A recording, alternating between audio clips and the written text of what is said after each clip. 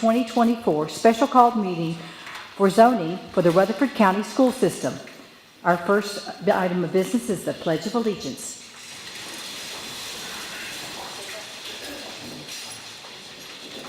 I pledge allegiance to the flag of the United States of America and to the republic for which it stands, one nation, under God, indivisible, with liberty and justice for all.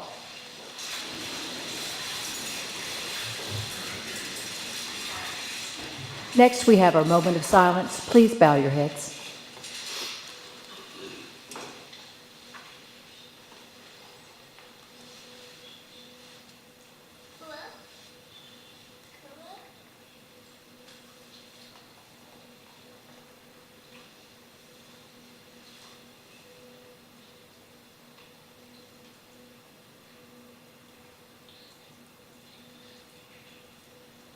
Thank you. First up, we have the approval of the agenda. Do I have a second? Second by Mr. Vaughn. All in favor say aye. Aye. Any opposed? Agenda passes. Next, we have public comment. Everyone will be given 3 minutes at the podium. First up, we have Commissioner Pettis Reed.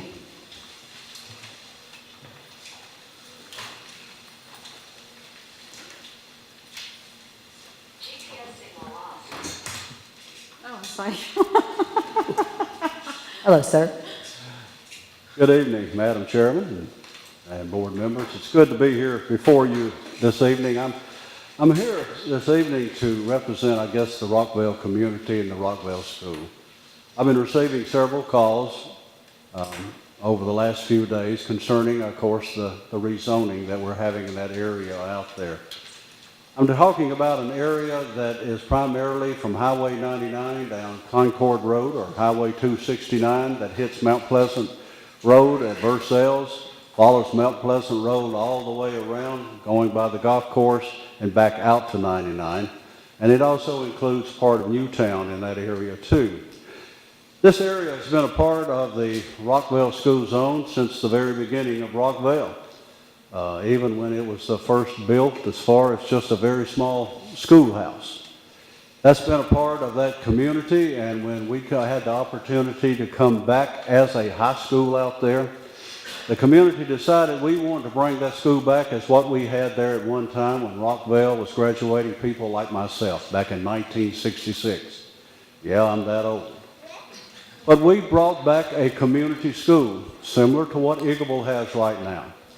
We have brought back a group of students out there that has bought into a community, the Rockville community. We do things similar to what we did one time when I was in high school. When those students walk in the front door out there, they have an opportunity of seeing the old school. They see the old sign that used to be in the front yard of Rockville High School.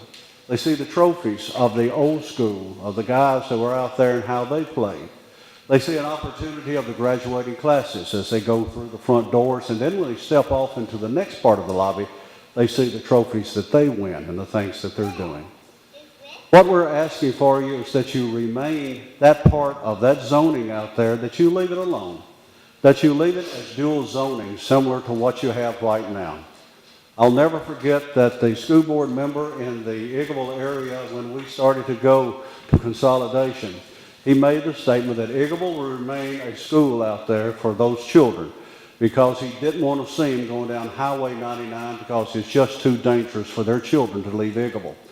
And that they would gladly welcome the Rockville students if they wanted to come to Eagleville at that time.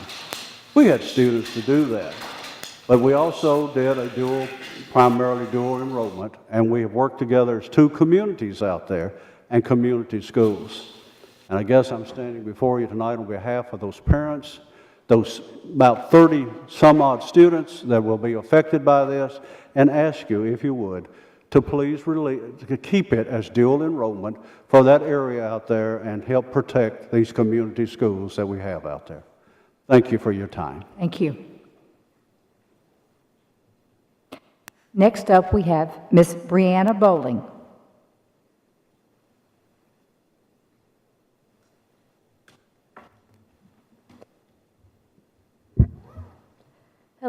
My name is Brianna Bowling. I'm a freshman at Riverdale High School, and I am currently on the softball team. The 2025-2026 zoning has me attending Oakland High School for my sophomore, junior, and senior years. I and my family have put time, blood, sweat, tears, and money into this team and school. The chances of making a sports team as an entering sophomore are very low. Your vision located on your website states that you are culturally collaborative. Can we collaborate on a solution that will allow current willing freshmen to remain at their current schools?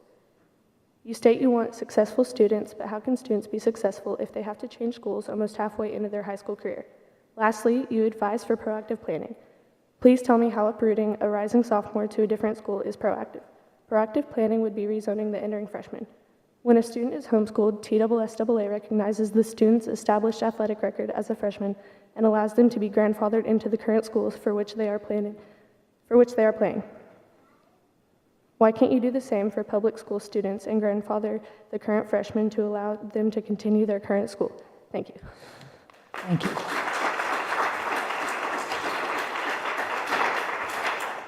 Next, we have Kristen Rondon.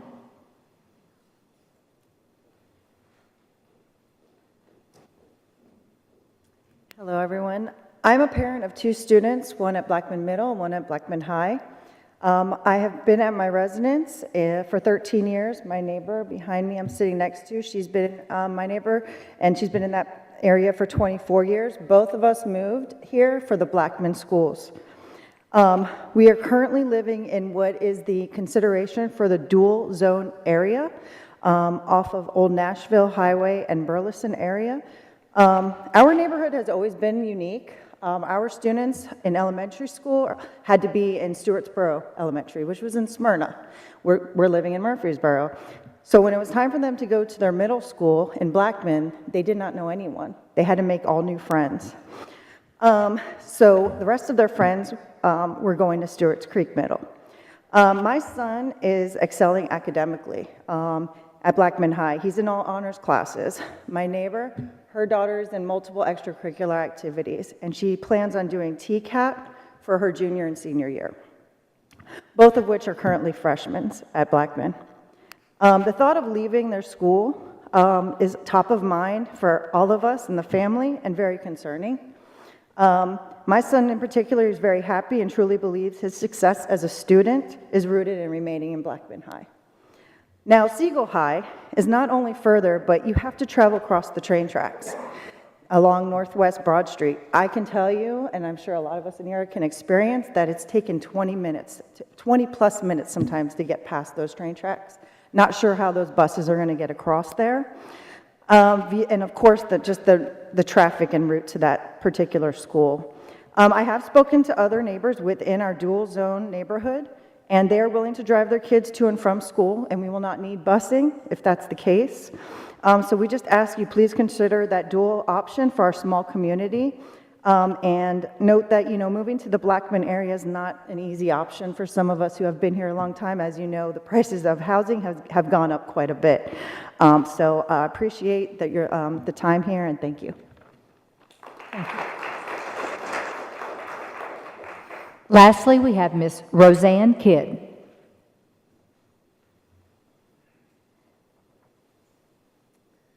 Good evening.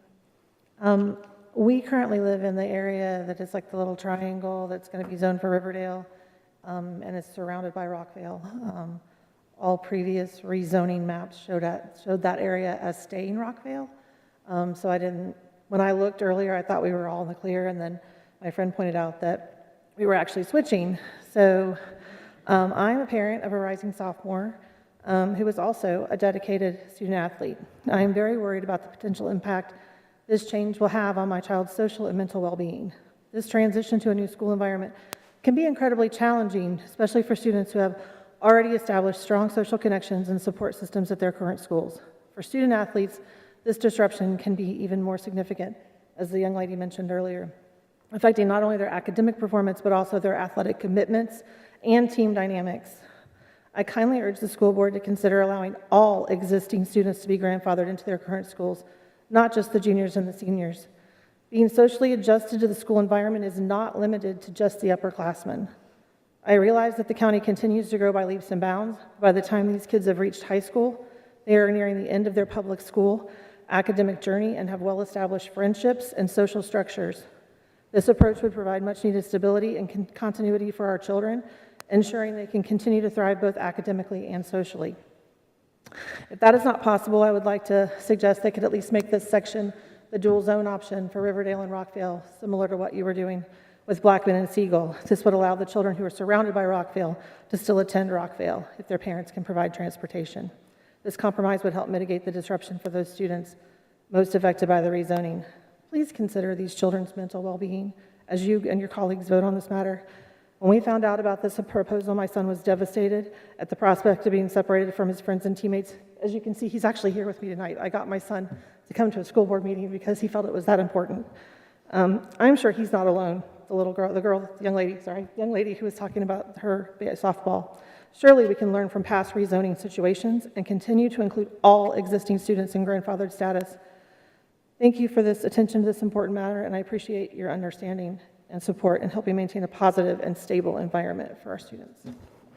Thank you. Next, we move to the rezoning. Dr. Sullivan? So just for our audience, I'll give a little bit of a background as well of how we got here. None of us like to rezone. Unfortunately, that has been the necessary evil in this district since I attended school as a district, or as a student in this district in the 90s. It was a growing district, something we continually have to do. We started in the fall of 2022 with a third-party vendor because we wanted to make sure that our zoning lines were as fair and equitable as possible. And so we used RSP. During fall of 2022, they went through a couple different things. The first thing they did was give us a historical enrollment analysis of what areas were growing versus what areas weren't. Then they went into all of our schools and conducted a walkthrough of a capacity analysis to determine how many students could actually fit in each one of our buildings. That was something we felt like we owed to our funding body. As a school system and as a school board, we do not approve or deny any buildings or any of that whatsoever. There are days we probably wish we did because we would slow some of it down to allow us time to catch up, but we don't do that. Instead, we have to make do with what we have and ask our funding body to be able to approve buildings and seats, and that's kind of where we are. May of 2023, the board started looking at rezoning. At that time, the board selected 5 different categories of priorities for us to work with. Number 1 being projected enrollment and building utilization. That was the number 1 priority. 2 was trying to keep these boundaries as in place as long as possible. 3, trying to keep neighborhoods intact. 4, looking at demographic considerations. And then 5th, feeder systems. We would love to have a feeder system from elementary to middle to high school, but that unfortunately just isn't the reality of where we are as a school system. September of 2023, we had our local media came and we did a media release day. We had 3 public meetings. November of 23, we released additional findings and voted on the approval of our new zone lines, but with the caveat that they need to be re-examined by the new board 6 months before implementation. And that gets us to where we are today. In August of 24, we went ahead and conducted one more enrollment analysis to see with our third-party vendor what areas were continuing to grow over the last year.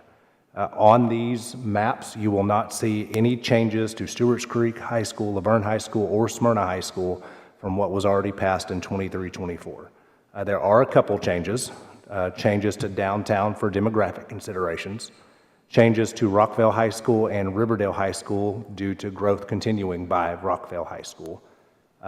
One area that I know that we had someone that spoke about, and I definitely can empathize with this, Cason Lane area is so close to Riverdale, it probably never should have been zoned to Rockville in the first place. That was by a previous board and previous decisions, but that is very close to Riverdale. Second one, Rockville High School opened overcrowded. We sent way too many students out there from the second that school opened. To have to put 10 portables there from the day it opened was something that we never should have had to have happen. The next was the dual zone modification to Siegel High School and Blackman High School. That area, very likely, if we hopefully get land for a new high school, will be rezoned yet again once we get a new high school. And so trying to keep these areas from being rezoned over and over and over again was the reason for the dual zone with transportation. The modification, I know Ms. Pettis-Reed mentioned a little while ago about dual zoned area. That has 38 students in it currently. 18 attend Rockvale, and 13 attend Eagleville. So it would be, when we get to high school, it'll be my recommendation to go ahead and keep that as Rockvale just because it's such a small number of students. Let's look at elementary first. Elementary motion is to finalize previously approved elementary zones for implementation in 25-26 with the opening of Poplar Hill Elementary. John has that on the screen. There were no proposed changes to that zone.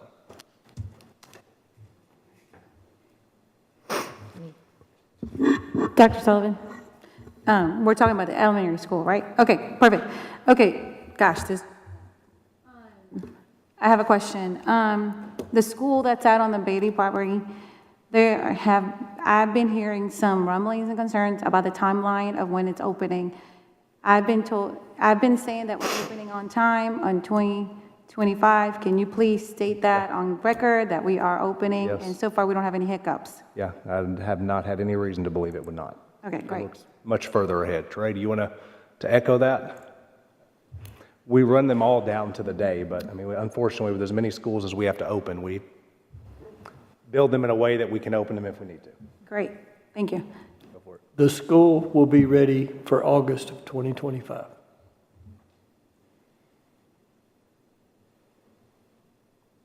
Any other questions or comments?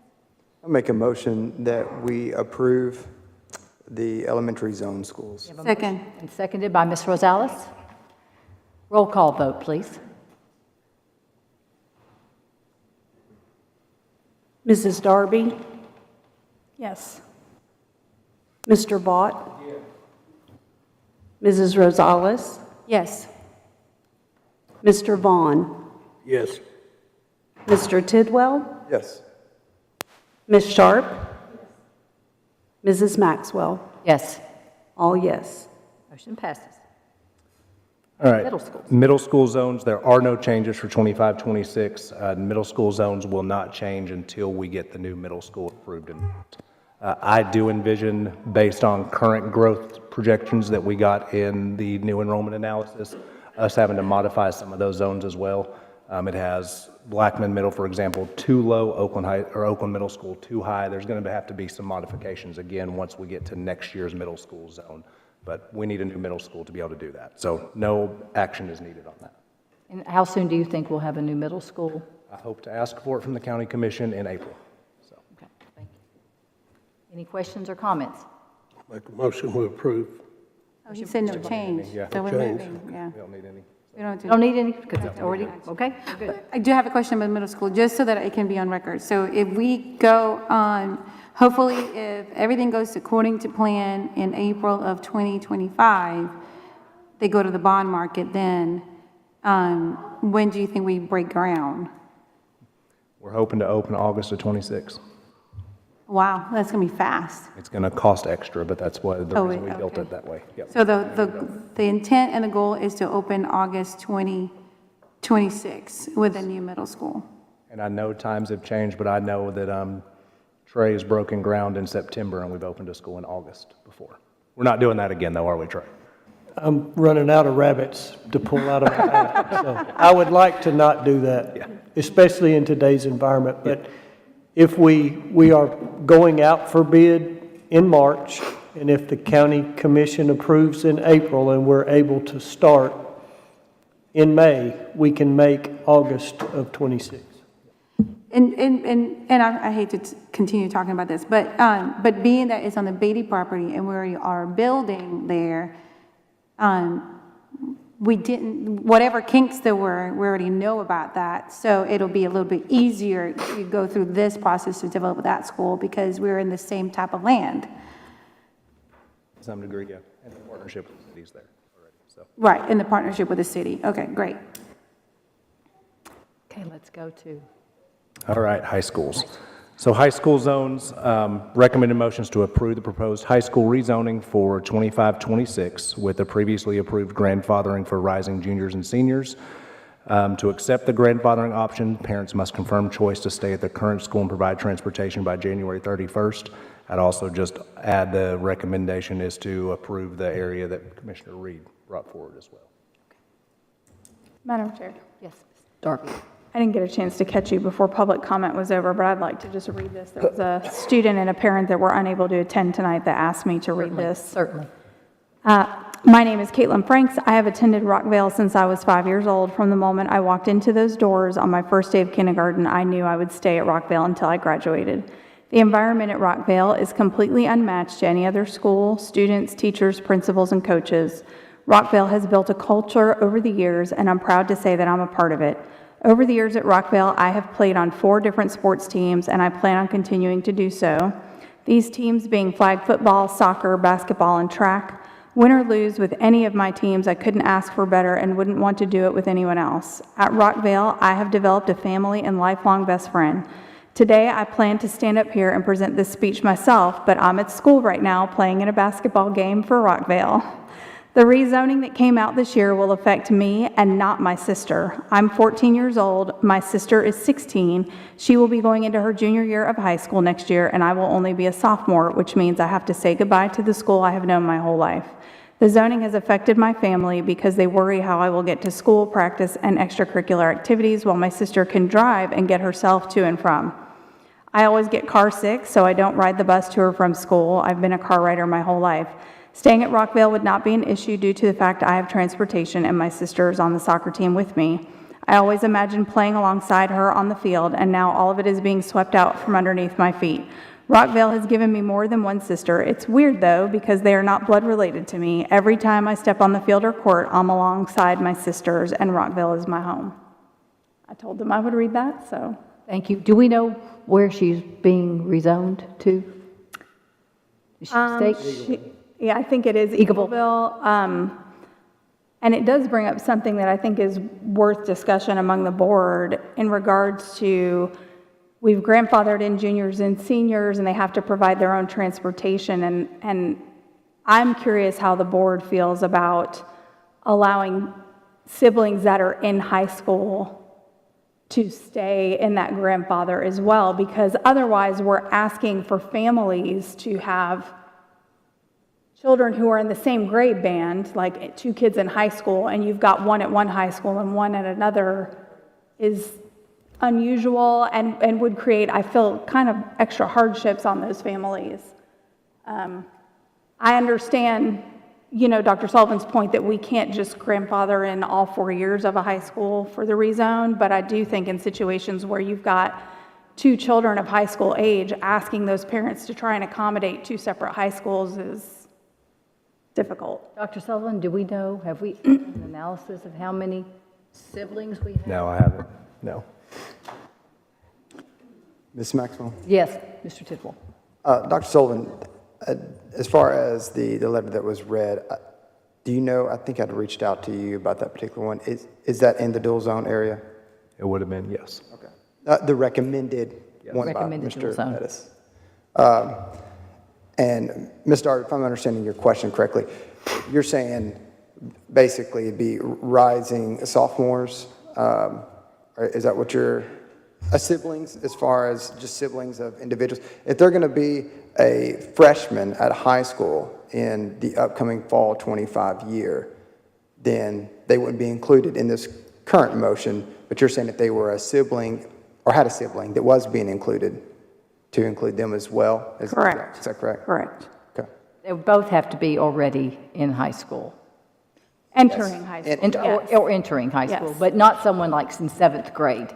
No. 9th grade, okay. Right. That's the clarification I was looking for. Ms. Maxwell? Yes. So if I understand this correctly, so the thought and the conversation is that if they're if they're a rising freshman and they have a sibling in high school, that's who we're grandfather in? That's who that we're recommending to grandfather in is a rising 8th grader who has a high schooler, who has a sibling in high school, I mean. A rising freshman. Rising freshman, yeah, 9th grade. I mean, I'm sorry, yeah, rising freshman, sorry. I meant to say, whoever's, if you're in 8th grade going into 9th grade. Right. Any other discussion? Ms. Maxwell? Yes, Mr. On that same notion, well, actually, I got a couple questions. Dr. Sullivan, could you explain the exemptions potential that the district's trying to provide. Yeah. And then what that process will look like for someone that is going to, try to make use of it. Yeah, as of right now, what the board approved was rising juniors and seniors, so any rising junior and senior would be able to stay. We are also adding, I know it may not seem like a lot, but we are trying to very much make sure that we are allowing choice at each one of our schools, even our overcrowded schools, so we will be opening up 10 open seats at each one of our schools to apply for. I know 10 is not a lot, but 10 is much more than we have right now where we have 0. So a parent would have to choose to apply during the school choice application process that goes through on January 1st, be finished by January 31st, and we hope to turn it around by the beginning of March to be able to notify them. Ms. Maxwell? Yes. I appreciate that information. I appreciate the district doing that. You're at least given an opportunity for individuals that, there's something there. Rezoning is, as Dr. Sullivan has mentioned, it's not something that any of us look forward to, none of us want to do, but we're in a very fast-growing county. We're running out of options. And so that's why we went with the district-wide rezone instead of school after school to try to break it out over time. So it's hard. Nobody likes it. But with that information out there, I would like to make a motion that we approve that we approve the addition that Mr. Pettis-Reed had brought forward to include it as a dual zone, and that we'd also approve siblings that are rising freshmen. And now that may eat up some of these exemption seats that we're trying to do, but I still think it's going to be a relatively small number. And the recommended plan from there. Do I have a second? Second by Ms. Sharp.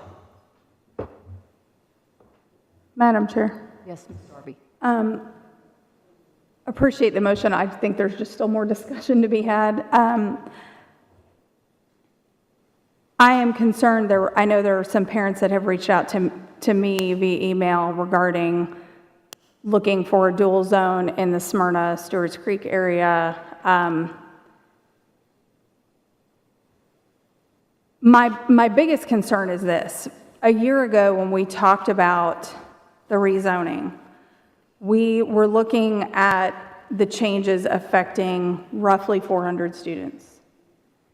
This brand new, very recent proposal is affecting over 1,200 students. And there's a little bit of concern there in the sense that, kind of to the point of one of our speakers this evening, parents a year ago that were here and very involved and came to speak about the rezoning and things of that nature, I'm sure there are some of them that don't realize that things have now changed from what that proposal was. And this seems really fast to me, not really giving everyone an opportunity to kind of digest and come speak and convey their concerns, and we're affecting a lot more students than what we were originally talking about. I'm also concerned with, as we move forward, I appreciate that like in Laverne and Stewart's Creek aren't really dealing with this, and I think that's in large part due to what we're expecting to have a new high school. So those students will be rezoned on their own when that new high school is built. But I worry about areas like Blackman that have been rezoned so many times, about rezoning them now, then just to know that we're going to rezone them again, and how much change are we really affecting, and is it in the best interest of the students? Because at the end of the day, that has to be part of the equation too. Yes, we have to look at our buildings and utilizing the best space, but to the point of what happened at Rockvale, if you rezone and then in 2 years that school is over capacity and then you're looking at a rezone again, as a parent and a citizen, that gets exhausting. And I want to make sure that we are really diving into this. I think that, with the elementary school and stuff, it's a little different because we had a new elementary school, and so that rezoning is happening as that new building is being built. People expect when the new school is built that those closest to it are going to be rezoned to that school. Consistently rezoning people and moving them all around the current existing buildings we have and increasing the spread of those zones, to me, just kind of increases the likelihood that they're going to end up being rezoned yet again.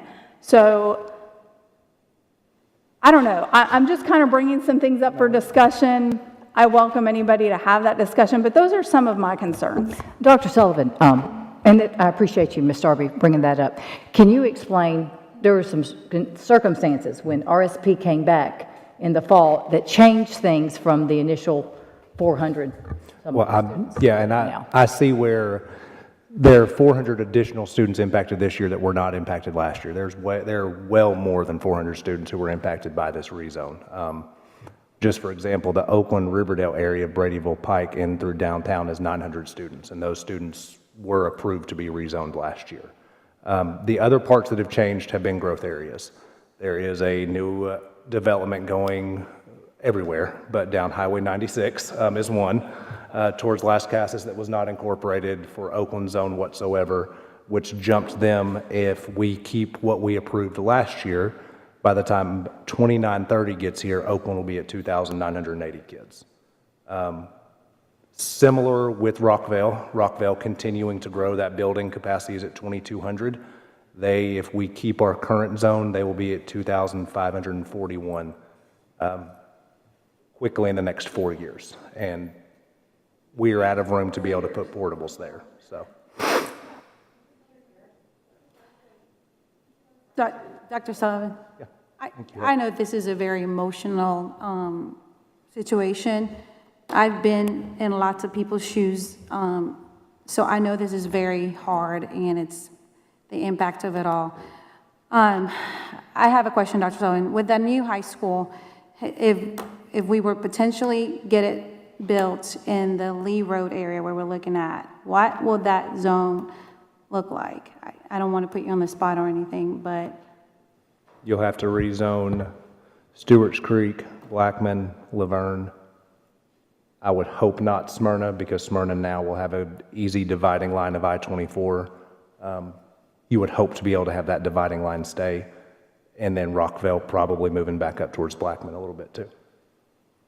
And then the other question is, I received quite a few emails about the dual zone and asking other areas like the Smyrna side where it's going to Siegel.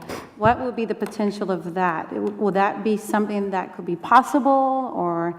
There's too many students in that area. If you're looking at Smyrna High School, we moved the Seven Oaks subdivision, had a lot of conversation last year, from Stewart's Creek to Smyrna, and we held with that moving back to Smyrna because it's so close to Smyrna. You have over 300 students who live in that Wood Park, I can't remember the exact name of the subdivision, that directly across the river already go to Siegel High School. And having those 300 students to be able to be rezoned when, as soon as Smyrna keeps growing, Siegel is going to be the long-term fix for those students of where they're going to attend. I hate that, but that's the reality of where the growth is and where our schools are. Yeah, one thing that, and I'm glad that there's an audience here to understand some things I'm about to say, is that, in which Dr. Sullivan brought it up, and I think the chair mentioned, is that the school is not responsible for all these subdivisions. The school doesn't have a say-so in what permits get to be approved. And I don't think that people understand and realize that even though we're going to a county school, some areas are in the city, within the city, and the city is also responsible for approving some of these subdivisions that are not even going into the county. So the Smyrna side that we see all that development, especially in the area where I live, when you go down Burnett Road, Amoville, what is that other road? I always forget it. I know what road it is. You go down into Smyrna all the way almost to Laverne.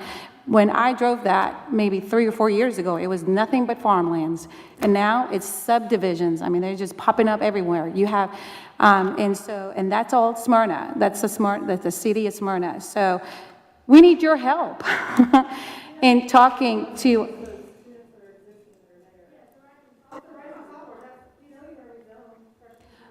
Right. I understand, but I think the point. I understand, but I think the point I'm trying to make, the frustration that you guys are feeling with the overcrowding is because the city is not also helping with the county and trying to help with the school system and trying to find at least a property or give us fees to be able to pay for new buildings. We're not getting a single cent from the city in trying to find money for that we can buy land to build new school. That's the point I am taking. I understand. I'm in your shoes. The area that I've been in multiple times has been rezoned on the chopping block. I know. I had my child was a freshman in his sophomore year, went to another school. In 11th grade, he was thinking there was another one was going to go to another school. So I understand what you guys are feeling as a parent. But what I'm trying to paint and get you guys, the community to understand is that the problem is complicated because you've got the city involved that the county doesn't have authorization or jurisdiction over, and we're not getting funding from them to help us with the problem. Mr. Vaughn. You know, these things that brought up tonight, we're talking about grandfather and these siblings, you know, which I think is a great idea. But you know, I really don't feel comfortable. I'd rather us wait, and I want to see the impact by doing this, what it would do to the numbers. It could change a lot of things because we just really don't know. And I'd rather wait and see what the numbers, how they change and fall out, and look at the possibility of dual zones to these areas where these people have bought these homes, which I completely understand. If I'd bought a house and planned on my kids going, all of a sudden the rug jerked out on me, I would be a little upset too. So I completely agree. I just like to see us postpone our decision until we got every bit of the facts we can possibly get. So because this is going to impact schools for years to come. And I don't want to make a mistake. I really just don't want to make one. Unfortunately, we cannot wait. Dr. Sullivan, Mr. Vaughn. Thank you. I've got a question, and then I've got probably 3 statements that I would make. Observations. Why? I know why. Let me rephrase that. What particular high school, which high school is going to be affected the worst if we don't do anything, Dr. Stone, say in the next 2 years? I tried to dive into all these numbers, digest them, and I've thought about this for 10 solid days. Well, I'm going to take that back. There's 10 days here that I didn't think about this. But for several of them, I have been thinking about this. Where are we if we did not do anything? What school is impacted the highest? Stewart's Creek High School for sure.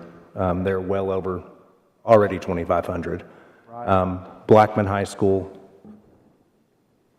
Riverdale High School, Rockville High School, and then the one that is left with tons of room is Oakland High School. If we don't do anything. If you don't do anything, we will have hundreds upon hundreds of kids, probably close to 1,000 kids at the high school level in portables with hundreds of seats open at Oakland. Okay. So it's utilization of facilities is yes. What we're driving. That was And the other part of that is we have, and I think it's important for our community to know, our county commission picked which high schools were getting additions, and we were told... And try to be efficient with it. And we were told that fill those seats, and if you don't fill the seats, don't ask for another school. I mean, that is just point blank multiple times, and we have promised that we would fill our seats. Right. So, all right, here's the observation I would make then. And I'm going to come at it from 2 or 3 different standpoints. These people, most of these people will understand the first one. As a 35-year realtor in the county, starting out when I was 24 years old, when people started relocating to Rutherford County, the biggest reason they came here was for the school system. And they had, a lot of them would have particular requests. I want to go to Oakland. I want to go to Riverdale. I want to be at Blackman. And The observation I would make here is that most people's largest investment that they make is their home. And so when people put down capital and they work, they go to work and they try to support the school system, they try to support their neighborhood school, and then things change on them. Halfway through, 2/3 of the way through, some of you 80% of the way through, right? When you freshman, sophomore. Sibling rivalry is another thing. You know, I can't imagine my brother and I going to 2 different high schools. You know, we were both fortunate to go to Oakland. But that is a great concern, and I think that's along the lines what you were getting at, Katie, is that if we need to change something. So here would be another observation I'd make. They're not going to close the gates. The appetite in this county, either for long-term comprehensive development, that's what I'm going to call it right now. You have, 4 different municipalities, Laverne, Smyrna, Murfreesboro, and then the county itself. And Eagleville now has a type of sewer system out there that if you watch building permits everywhere, without some type of, and Jason Cole used this word one time in a meeting back, I don't know if you were there or not, but it was a forum. He asked Commissioner Wilson, would the county be willing to do a moratorium in the county and not issue any building permits until the school system could catch up? And it made me stop to think, well, you know, Mayor Cole wants them to keep coming to Laverne, but he didn't want them to come to everywhere else. But I shared with Ms. Darby a while ago, I said, what would it look like, you know, if we really had comprehensive development, and I hate to use the word reform or anything like that because all the realtors will get all sideways with me, and I don't want, but maybe quota would be a better way to look at it. I don't know. I hate to, you know, I would hate to think that if I was a farmer in this county or I was a landowner in this county and it came time for me to be able to sell my property, that I couldn't sell it, or that I was limitations were put on my tract of land that weren't put on somebody else. That's another conversation for another day. That has nothing to do with this, but it does have something to do with it if you look at the long-term aspect. So I said all that to say this. What would it look like, and I'm going to put Trey on the spot right here, or I asked him a question right before the meeting started. How quick could we build a high school?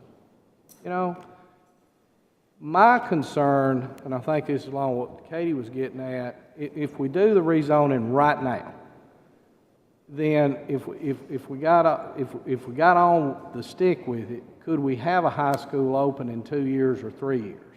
You know, you can do it. Could we build a middle school and a high school at the same time? And I know what you're going to say. You're going to want 5 years. You're saying 28, 29. I'm saying back this thing up, build a smaller one, get on with the program, go to the county commission and ask for funding both for a middle school and a high school at the same time, and only deal with this rezoning once in the next 4 years. My feeling right now, or my inclination right now, is to not do anything. Is just to sit tight, get on with the program. We know they're coming. And I appreciate, Dr. Sullivan, I really appreciate the effort that you have put into it, the gentleman that made the presentation. I'm a numbers guy. Y'all all know that from me being an auctioneer. The numbers drive my life, and the detail that he went into it. But something tells me, whoa, wait a minute. Even if we do adjust all this, and we've got these nice little packages, and every one of these high schools are within 50 or less than 100 kids each, 3 years from now, hell, it's going to be different. We're going to be right back to the same place, and I know the capacity needs to be there. And I don't care if it's in Smyrna or Laverne or Rockvale or Las Casas or Christiana, it's coming.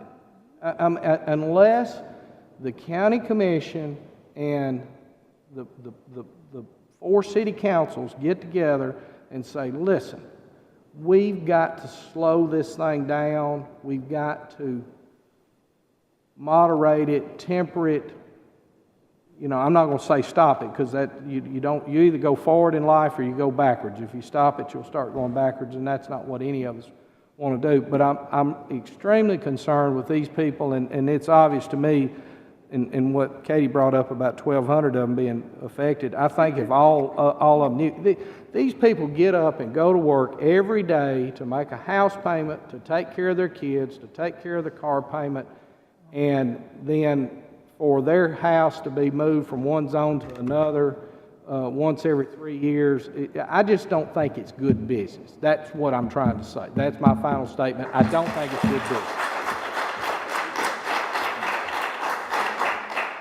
Ms. Maxwell? Yes. Something that I worked on a little bit today that I want to bring up is by the time we get to the year 28, 29, 30, if we have not built a new high school, at either one, whether the one that we had previously approved or this very latest one is done, depending on the year, 6 or 7 of our high schools are at or over capacity. If we stay with our zoning where it currently is, 3 or 4 of them are at or over capacity. So part of my struggle with this current board is not the board that was here when the decision was made on the additions that got put on. I am not in support of rezoning people to Oakland because they put an addition on. It doesn't make sense to take people further away and push them there because we made space. I'm glad we made space. The space is going to get used, but it feels very reminiscent of what's been discussed about Rockvale already. Like, we're going to push all these people that direction, and by the time you hit 28 or 29, according to RSP's numbers, at Oakland High School, you're talking about 2,800, 2,500, 2,900, or 2,600. So you're talking about being over capacity at the school we just put an addition on. And so then you're going to rezone again. And our whole purpose, we as a board discussed this, was to try to get away from having to rezone all the time.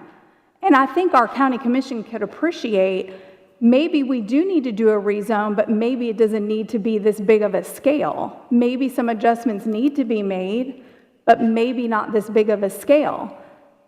Not because we don't want to fill the seats, but because the seats are going to get filled, but they may not be filled next year. Right. If that makes sense. Well, I do believe that when we started this, capacity was one of the reasons, but it wasn't the total reason why we were doing. There's other issues we've got that a new high school on the proposed section that's going to affect Stewart's Creek and Blackman isn't going to fix Riverdale and Oakland, that issue. It's not going to fix other areas of the county. And I truly believe that this was the last time we were ever going to have to do something like this, that we truly would only rezone when there was a school that was a new school coming in. And I do believe in the future that's the only time we will ever have to do it, is when we have a new school, and we'll be forced to do that. Dr. Sullivan just said earlier that we would probably have to rezone some people. Because of a new school. Because of a new school. Right, but it's not because those kids are going to the new school. I think parents can appreciate and understand when a new school is built and it's very obvious that their kids are going to have to go there. They know that, and they know that 2 years ahead of time. Do you know that when there was just Riverdale and Oakland, Riverdale got rezoned for Blackman. Then they opened up Stewart's Creek.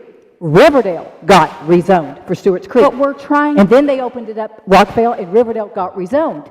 We're trying to get away from that. Continuing down that same process isn't going to help it. The problem is, and I'm going to say this right now, and I hope you don't hate me, proud grad of Riverdale, kids went to Riverdale, and I grew up, and I worked at Riverdale.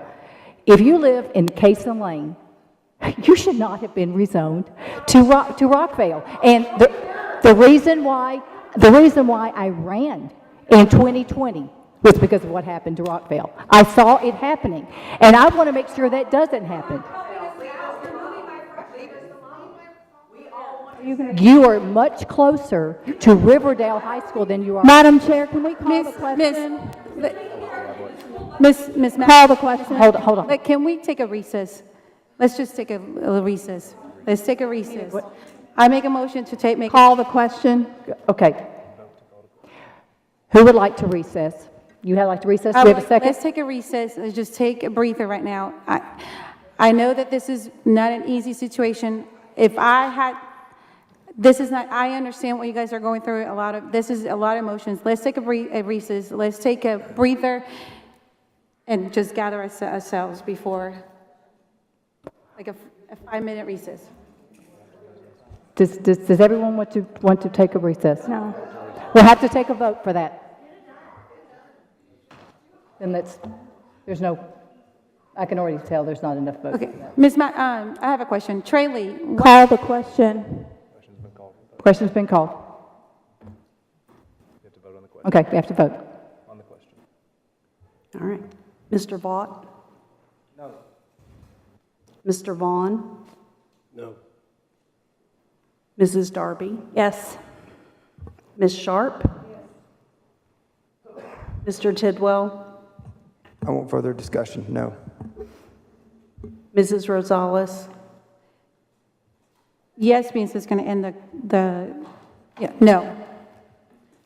Mrs. Maxwell? Yes. The noes have it. Ms. Maxwell, I have a question, Trey. I find it interesting that we're in the 9th hour and all of a sudden we have these great epiphanies. I don't know where people were at back in November 2023 when I was saying the same things you guys are saying right now. And then we committed to all this work at this point. Trey Lee, I have a question for you. What will happen if we didn't do anything right now? Happy to answer. And just be raw and honest. And Over the next 3 years, we'll need additional portables.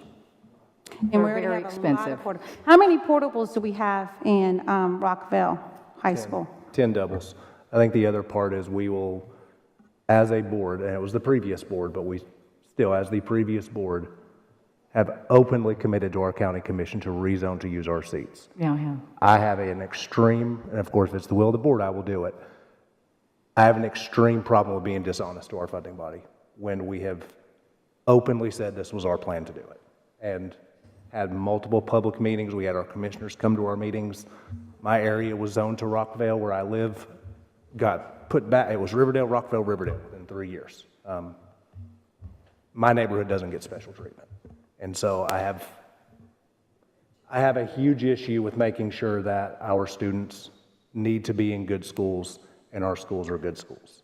I'll leave it at that. And I will say, part of the reason why the additions and renovations at Riverdale and Oakland were so those kids could have a quality building, and they were no longer open campuses. Those kids were no longer getting rained on. Those kids were no longer out in the freezing cold going from class to class. All of our high schools are excellent high schools with honors programs and sports programs second to none, and I am so proud of being a part of that. Hold on, Mayor. Yes, Ms. Sharp. Madam Chair, we have multiple schools, middle and elementary and high schools that still have open campuses and still have portables. So you can't use that as an excuse. Portables aren't open campus. Yes, Mr. Vaughn.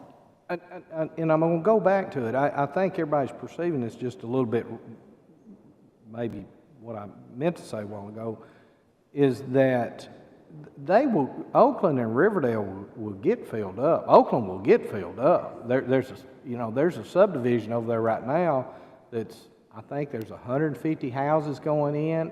They're all 4-bedroom, and it's a complete rental neighborhood.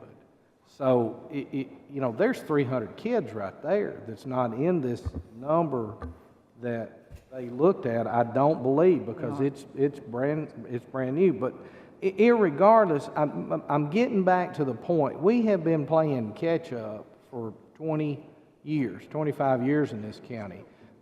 I think it would be more prudent to, if we could, just leave it alone right now. You know, you see the emotion right here, and let's get this mechanism in place, go to the county commission, because I can see three things that need to be done.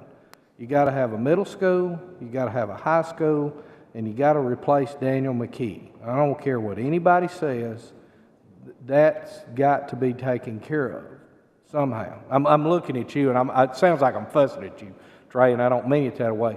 Those are three projects that I see have to be done in the next 36 months.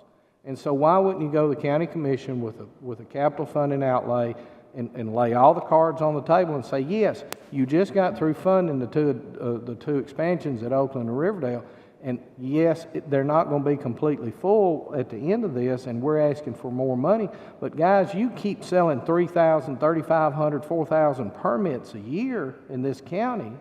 I mean, 5 years from now, 10 years from now, the projections, and I know some of you heard me say this once before, we had the projections when we designed the new courthouse, and it knocked my socks off that there'll be 550,000 people in this county by 2040. You know, that's unbelievable. There's 360,000 here right now. So I don't think we're not going to use the capacity, if that makes any sense what I'm getting to. We're going to be right back to square one again 3 years from now, 4 years from now, 5 years from now. So why wouldn't you just go on and get up off of it? Let's get this other high school started right now and deal with the rezoning at one time instead of, and I understand, Dr. Sullivan, you made a commitment and that's on you, but I'm saying I don't mind going to the 21 commissioners and saying, yes, but here's why. We've got to go on with it. We can't stop where we are, and one rezoning is not going to solve the problem. No, but Dr. Sullivan has been speaking to them, and he can give you some And I would also, update on the building. Our board was aware of that in those conversations and stated. The other issue I would have is, as a director, I have to treat all high schools equitably. Oakland High School sitting with addition with 1,900 students being able to recruit 600 students is not equitable. I'm an Oakland graduate, but that's not fair, because that's exactly what it will be used to do. And we have fought that for the last decade, and we're finally getting to a chance to be away from that. Ms. Maxwell? Yes, Ms. So Rosales. what are you proposing, Stan? Mr. Vaughn? What am I proposing? That was the first part of the question, was what happens if we don't do anything? If we leave the zones just like they are right now, not just leave everybody where they are. That's what this bunch wants right here. They're the ones that's up here vocal. I think if... I understand, but we don't need to get into the discussion with you. I thank you for that, but... Yes, Ms. Darby. It'll be a roundhouse if we turn it loose, but that would be my proposal, is that you leave the zones like they are right now and go on and get this deal done on the next high school and deal with it and go to the county commission on one fell swoop and get a middle school, high school, and Daniel McKee replaced all at the same time. It's my understanding the middle school was already in the works. Well, that's what I'm saying, but go on. Okay. Dr. Sullivan? Hold on just a second. Okay. Dr. Sullivan would like to say something. I believe the middle school is in jeopardy if we don't rezone. Huge, huge jeopardy. Yes, Ms. Darby. Dr. Sullivan, how quickly, I know this would just be a guess on your part, but how quickly could RSP come back with a more conservative alternative plan than what we're currently looking at? RSP will probably ask for you all as the board to tell them what zone lines you want.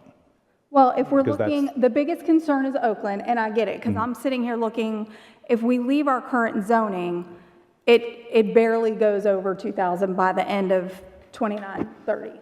So my question would be, if we ask RSP to go back and take a look at an alternative plan that addresses Oakland specifically, and if there are a few minor other areas, we can do that. But I think this is too aggressive. I think we're going to end up with another situation like we did with the Rockville. I mean, I've said all of this tonight already. So there's a motion on the floor, so I can't make another one, which is why I was trying to call the question earlier. But I would be in favor of going back to RSP and asking them to make an alternate plan that maybe focuses on the Oakland area, but in a less aggressive manner than what we're currently looking at. Yes, Ms. Sharp. Thank you, Madam Chair. To Ms. Darby's point, and having lived on the north end, and my son was at Stewart's Creek, when Stewart's Creek was opened, it was already over capacity. That was overzoned. Riverdale was overzoned, and now Rockville is being overzoned. So I think that there is some credibility in what they're wanting to look at. Yes, Mr. Tidwell. I guess my question, as I'm just listening to all the conversation going on right now, my question is, as Mr.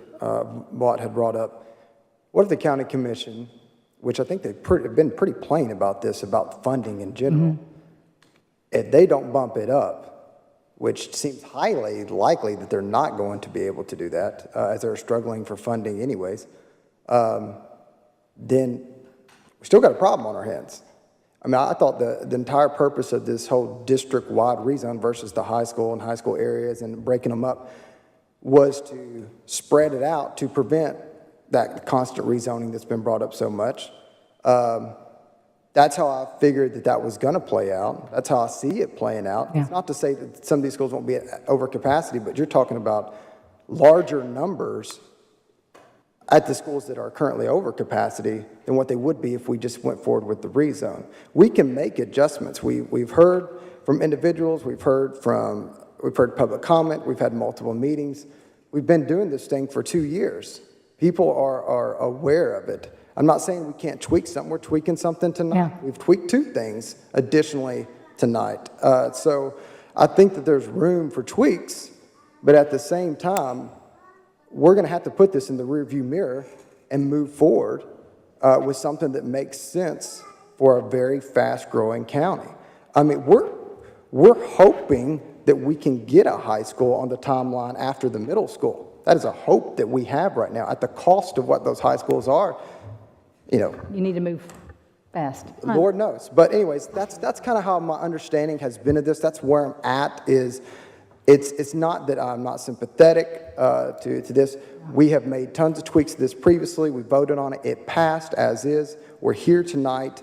We're making much smaller tweaks, but we are making some tweaks. We've got some dual zone things going on that are helpful. I think this sibling thing that Ms. Darby brought up is very helpful. I just wonder if we're really even going to be making any progress if we don't make the decision. So that's just my thought. Ms. Maxwell? Sorry to say. Okay, I was not thinking about this at all. The county is aware of that. They give us the funding with the caveat that we have to fill these seats.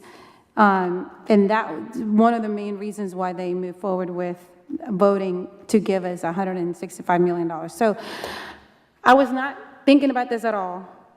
So we've already made tweaks. So what will be the likelihood we were to go ahead and make a dual zone on that Rockville area and the Smyrna Seagull zone so that we can pass this tonight without having to make changes?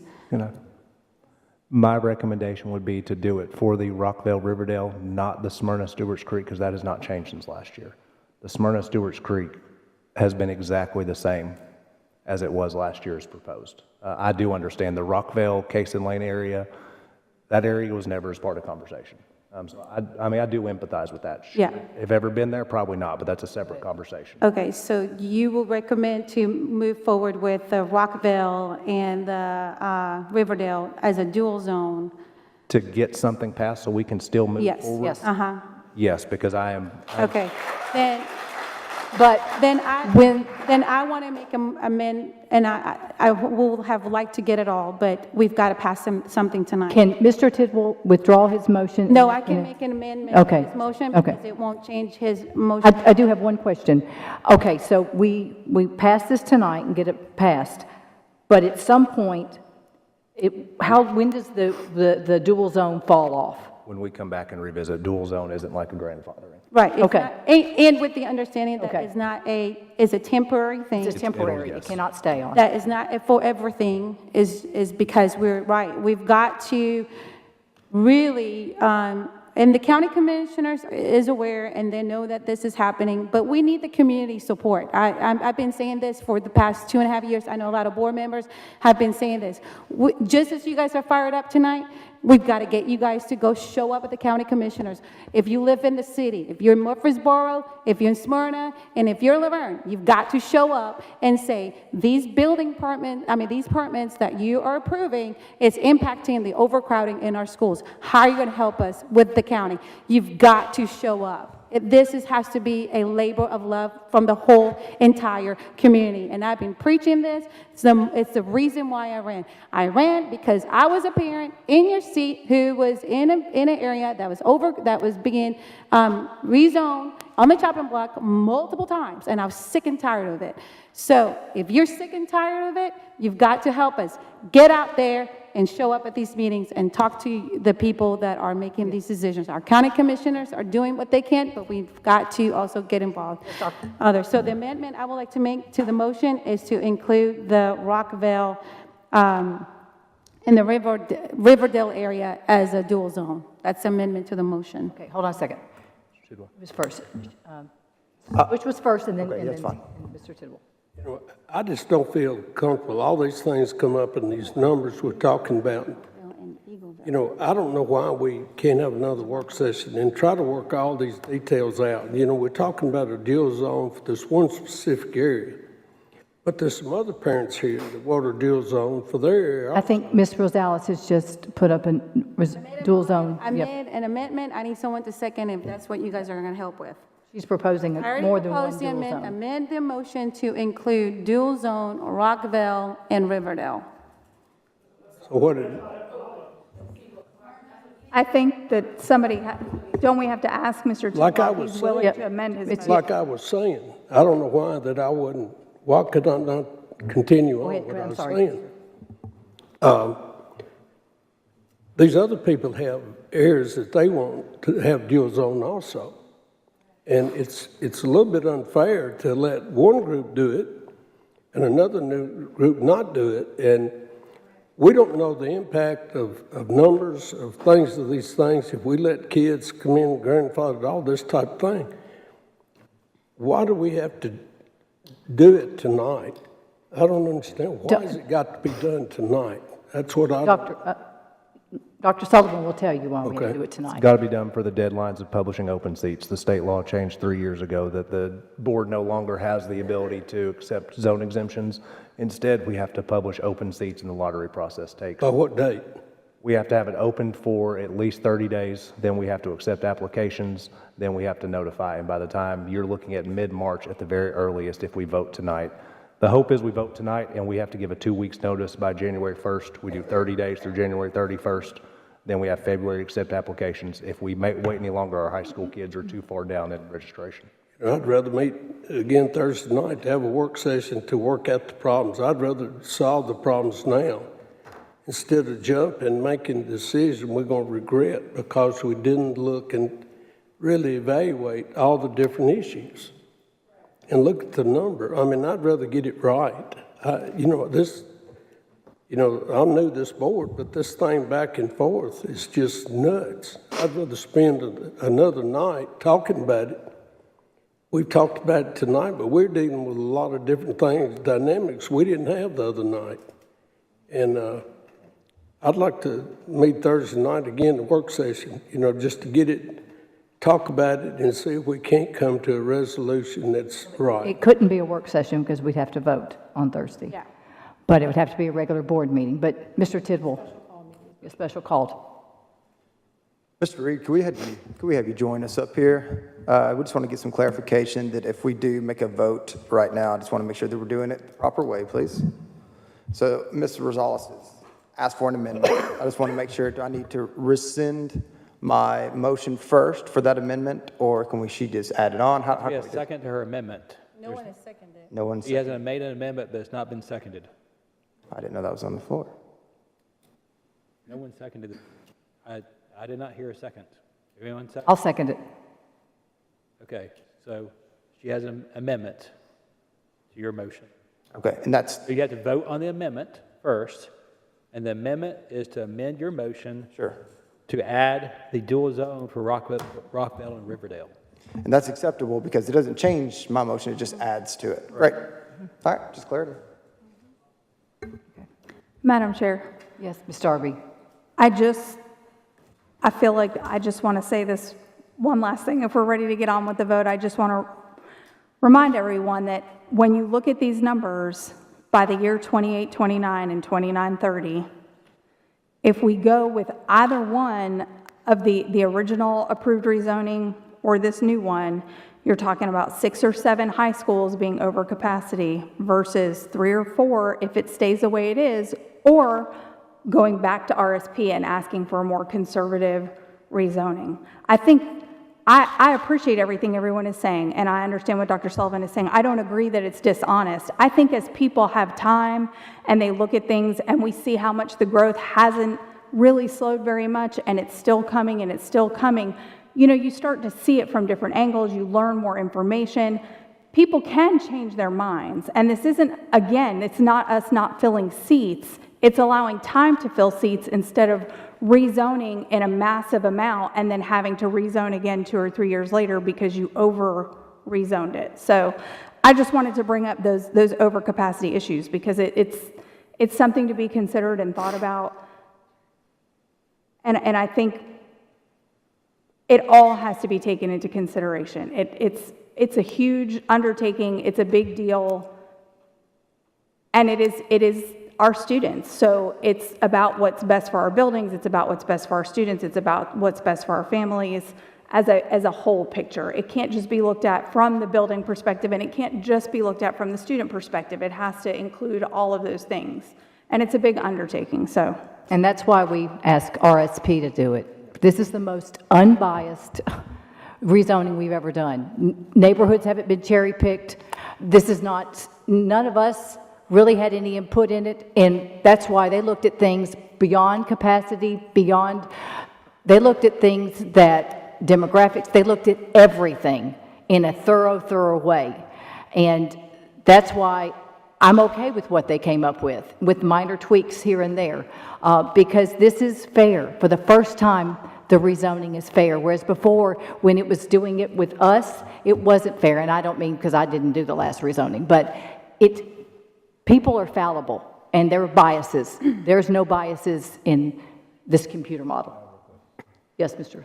So one thing I do just want the board to be aware of, whatever your vote is, I think there is a very high likelihood that the county commission, and I hate to bring it up, but it's the reality.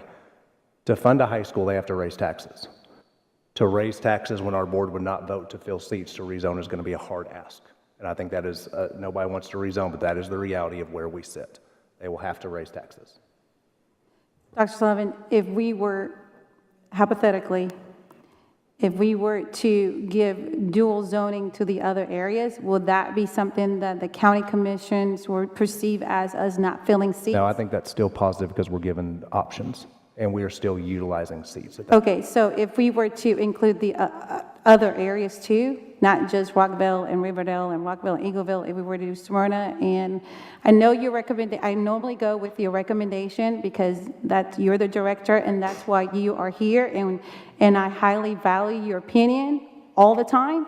But what would be the likelihood if we were to include not just Rockville and Eagleville, Rockville and Riverdale, but also Smyrna and Smyrna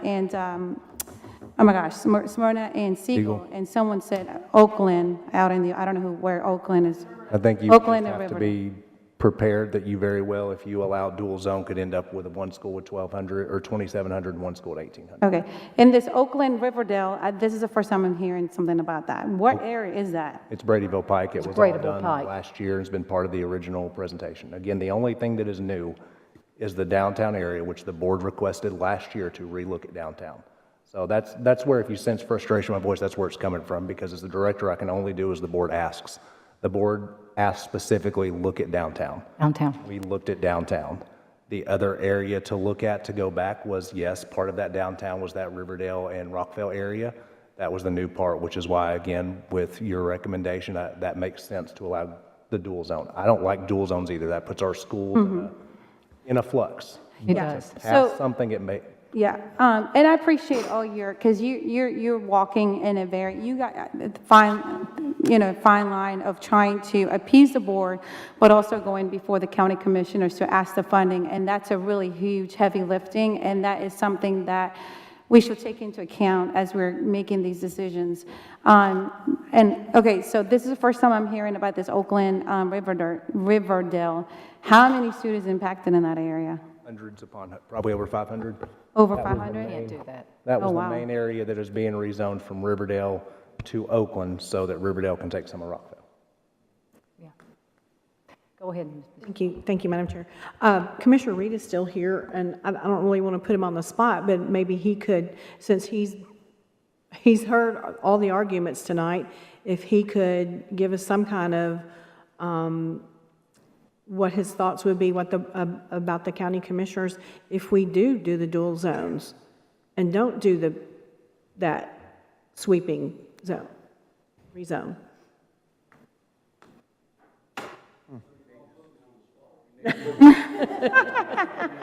I would suspend the rules we're going to have to take a vote for it, though. Second. We'll have to take, You've been around for a long time. Yeah. I have to take a vote real quick. Just a minute, I'll talk in just a minute, but. I second it. Second, okay. Suspend the rules. I can just say one motion. All in favor, say aye. Aye. All opposed? The floor is yours, Mr. Reed. I was just asking, should I go get my attorney? What you're discussing here is nothing new to the discussion that we have at the county. It's totally what we are seeing. It's totally what everybody's seeing. It's totally discussion everywhere. I'm chairman of the Planning Commission.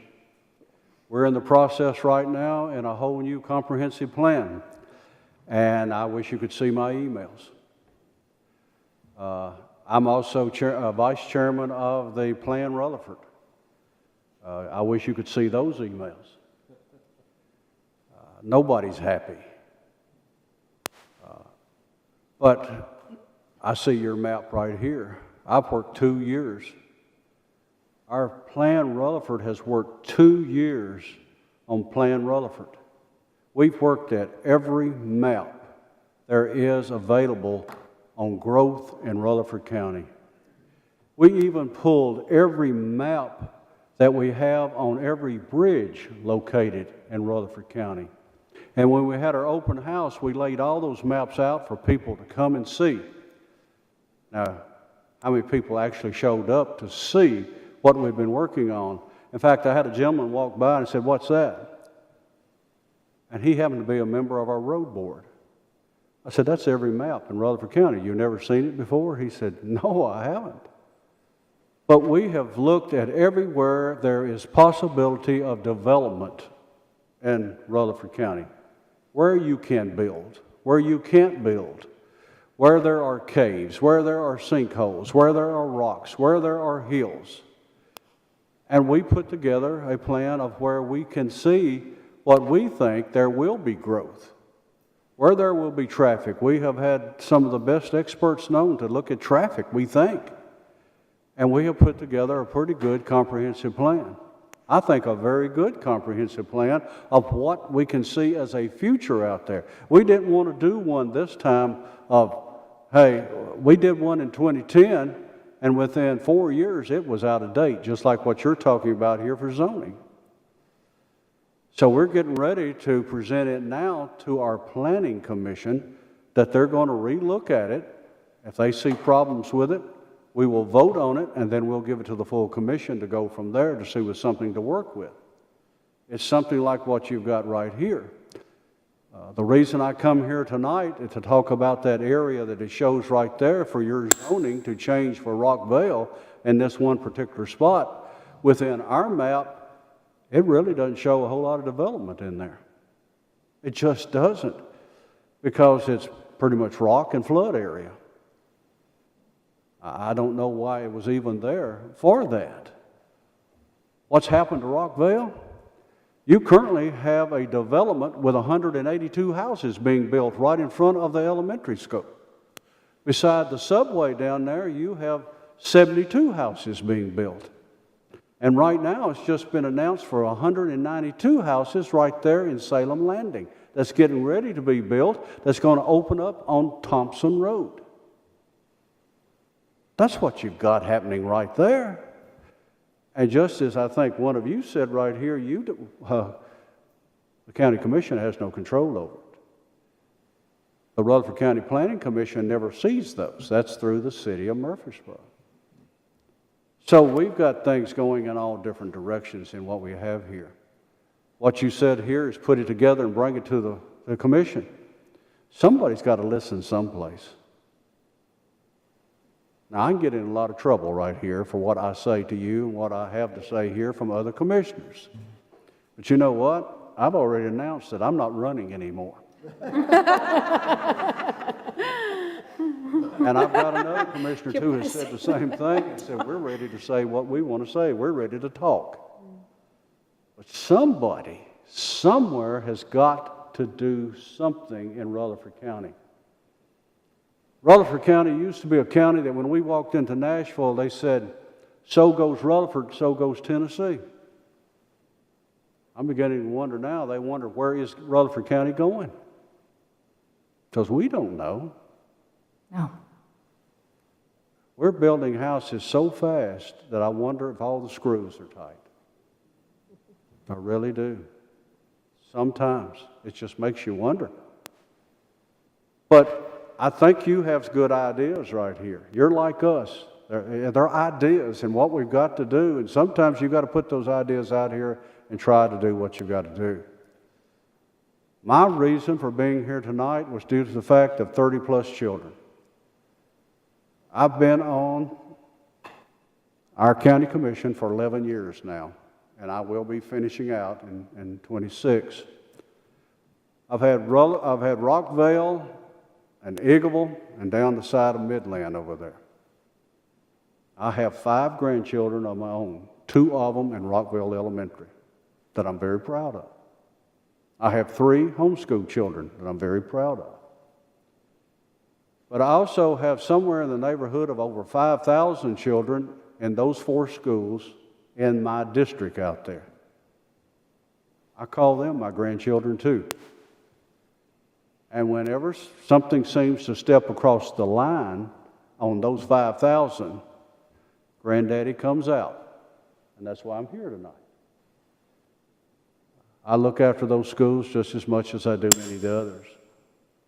And I think it's time for all the other granddaddies to come out and start saying, hey, we got to do something here. And I think what your idea is here, and I think what your director is saying right here, don't send me out there by myself. That's what he's saying. I've been in those commission meetings. I've been in. That's amazing. He comes out with his britches legs eat up. Because they're saying, where are we going to find the money? And we ask ourselves that all the time. We ask ourselves, so we have employees that are needing money. We have all kinds of situations there. We have a road department in Rutherford County that only maintains roads. We do not build roads. And when I'm talking about out this area, when we looked at what can be built where it is and where you can build it and can't build it, there's reasons you can't build in some areas because there's not any infrastructure. Yeah, we've got county roads, but they have only ditches. They have no shoulders. You can only put so many cars down those. There's only so many fire engines can go down those. There's so many ambulances can go down there. And I got news for you, folks. We have a fleet of fire engines in this county that are getting old. You know what a fire engine costs you today? You're touching $1 million for a fire engine. And we're finally going to get us one that might have a ladder on it. Yes, sir. So you've been in the commission meetings, and of course you're just one commissioner, to where I've openly stated we will fill our seats before we come ask you for them, because that was the direction of our board. Filling them through a dual zone as long as they're filled. Do you sense a negative to that? Yes, I think so. Okay. I think they will listen to what you've got to say there. We know there's got to be a new high school. I mean, that's on everybody's breath right now. We know there's $200 million as far as a high school is concerned, somewhere in that neighborhood. We know that, and it's got to be done. Just as we're educating people out here, we're also incarcerating people out here too. And there's got to be a new one of those too. I'd rather see a new high school. Absolutely. But I think you take the chances of what you've got. Thank you. Mr. P? I'm Pettis, I'm sorry. I'm so sorry. I just want to understand, so Dr. Sullivan asked you a question, direct question, that if we were to give dual zones, will that be a negative impact? Oh, okay. You said yes. I'm sorry. It's a negative impact? You've got to understand something. As I told you, I'm a granddaddy. They just stuck new hearing aids in my ear this week. No. Okay, so I it's think not... dual zones are the only way we can go. Okay. I really do. I'm sorry. Right now, I think that's the only way you can go.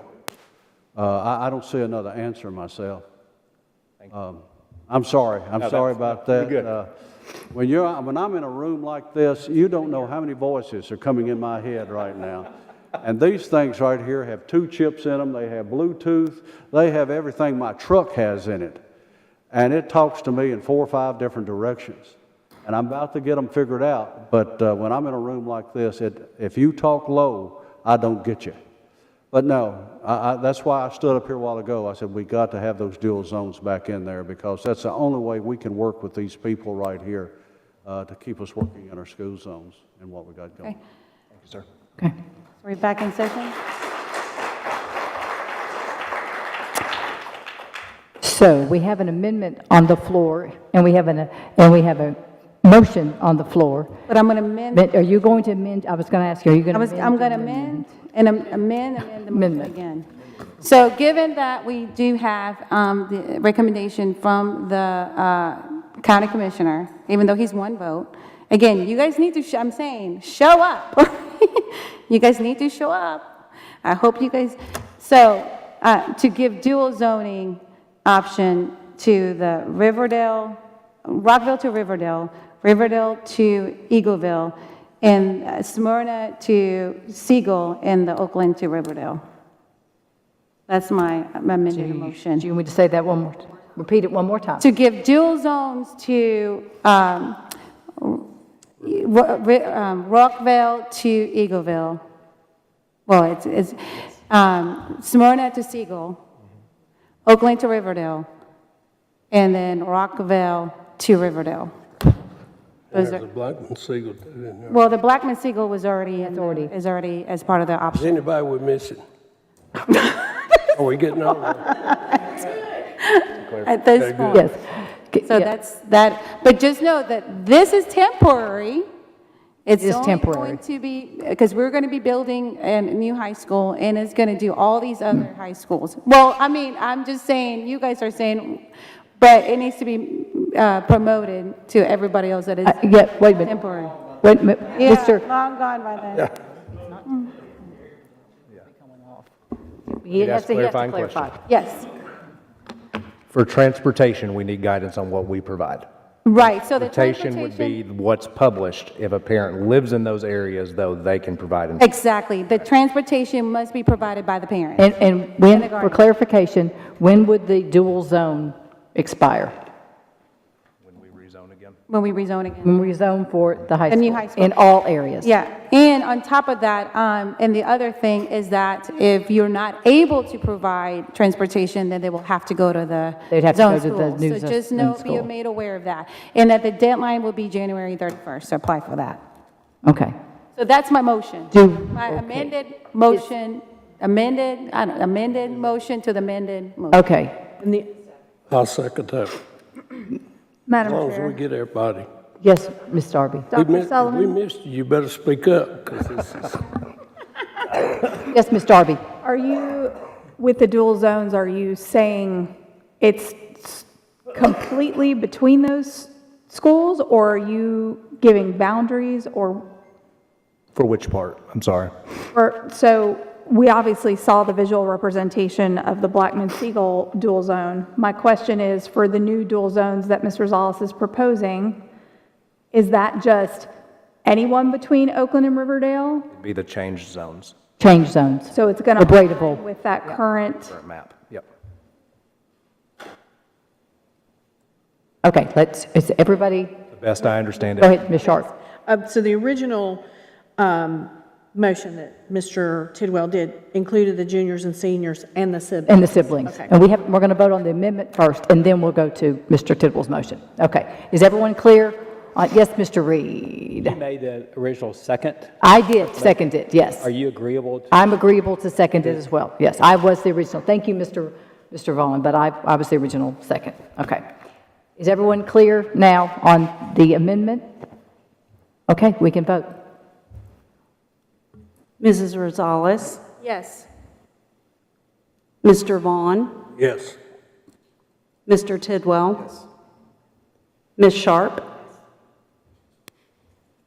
Mr. Vaught, Mrs. Darby, no. Mrs. Maxwell. Yes, 6 yes. motion passes. Now, to the original motion that Mr. Tidwell had, could you state that motion one more time, Mr. Tidwell? Yes. All right, so I'd like to approve the recommended motion for the proposed high school zoning for 25-26 with the previously approved grandfathering for rising juniors, seniors, and also siblings of those. And to also include the option for the Rockville, I got it written down here, Rockville, where's it at? Eagleville, yes. Dual zone there. Go ahead. Mr. Tidwell, Yes. Mrs. Rosales, Yes. Ms. Sharp, Mr. Vaught, Mr. Vaughn, Yes. Mrs. Darby, No. Mrs. Maxwell. Yes, Yeses have it. 5-2. Well, thank you all. I think we came back with the best compromise that we could have this evening.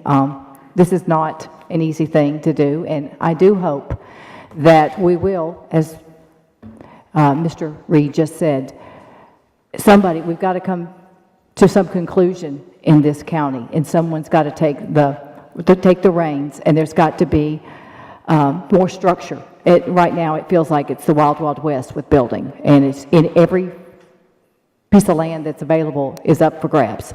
And there needs to be a plan in place, and hopefully we will have that in the next couple of years because the growth is unprecedented. I grew up in this town, born in 1967 at Seward Air Force Base in Smyrna, and I can't believe what I'm seeing. And if we get another 100,000 people in the next 10 years, I don't know. Without a plan, I don't know what we're going to do. So, but thank you all for coming tonight. And I got a. oh, yep, take that back. I want Go to make ahead. one comment. Because I could tell, and Dr. Sutherland, I apologize for kind of coming out of left field on all this, and I could sense your frustration with this, but also too, and you, Claire, Butch and I hadn't been here but 90 days. Y'all have got digested a lot more information a lot longer than we have. This is, as I said, coming from my standpoint, coming in and looking at this from my vantage point, is what I've proposed perfect? No, it wasn't. Was this proposal perfect? Obviously it wasn't, but we got there. But I apologize. I didn't want to make you frustrated, but again, kind of look at it from our standpoint too. We hadn't been here but 90 days, so you've had a lot more time to digest all that information. So humble apology, I guess. That's okay. That's okay. I got something. Yes, Mr. Vaughn.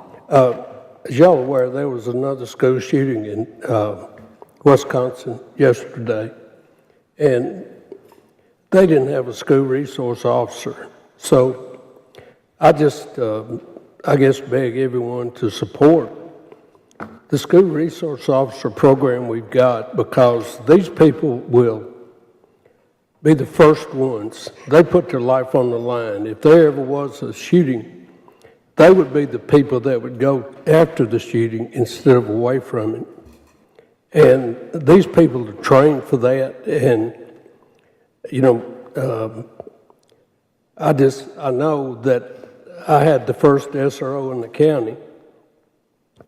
And I can just tell you the comfort the program has given us. And I just ask that you support Sheriff Fitzhugh and all the school resource officers for the work they do, because I'm telling you, there's no doubt in my mind that one of the reasons we've been able to avoid this is because of our school resource officer programs. Agree. And the work that they've done on safety. And to me, there's nothing more important than the safety of our kids. So my hat's off to them and Sheriff Fitzhugh. Thank you. This meeting is adjourned.